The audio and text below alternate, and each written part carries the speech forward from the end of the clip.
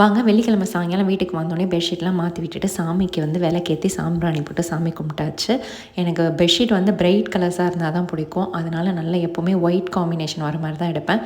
சனிக்கிழமை காலையிலே பார்த்திங்கன்னா சேப்பங்கிழங்கு தான் வேக வச்சிட்ருக்கேன். தோல் சீவி கட் பண்ணி வேக வச்சிட்டோம் அப்படின்னா ஈஸியாக இருக்கும். காலையில் எல்லா வேலையும் சமைச்சு முடிச்சாச்சு. ரவா கிச்சடி, கூடவே தேங்காய் சட்னி, பீட்ரூட் பொரியல், முள்ளங்கி சாம்பார், கூடவே பார்த்திங்கன்னா சேப்பங்கிழங்கு ரோஸ்ட்டு தான். இதெல்லாம் செஞ்சுட்டு வெளியில் போகிற வேலை இருந்துச்சு, அதனால் முன்னாடியே முடிச்சாச்சு.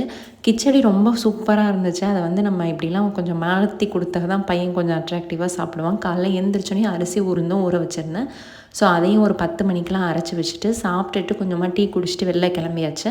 கிராசரி வாங்கிட்டு வந்துடலாம் அப்படின்னு சொல்லிட்டு எல்லா வேலையும் சனிக்கிழமை முடித்தா தான் ஞாயிற்றுக்கிழமை பார்த்திங்கன்னா ஃபுல் டே ரெஸ்ட்டாக இருக்கும். இன்றைக்கி லூலு போயிருந்தோம். அங்கே பார்த்திங்கன்னா இந்த குட்டி குட்டி பிஸ்கட் நம்ம சின்ன பிள்ளையாக இருக்கும்போது சாப்பிட்ருவோம். அது இருந்துச்சு. அதை பார்த்தோன்னே சரி இது ரொம்ப நாஸ்டாலஜிக்காக இருக்குது அப்படின்னு எடுத்து வச்சுருந்தோம். இங்கே பார்த்திங்கன்னா குக்டு மீலே விற்பாங்க.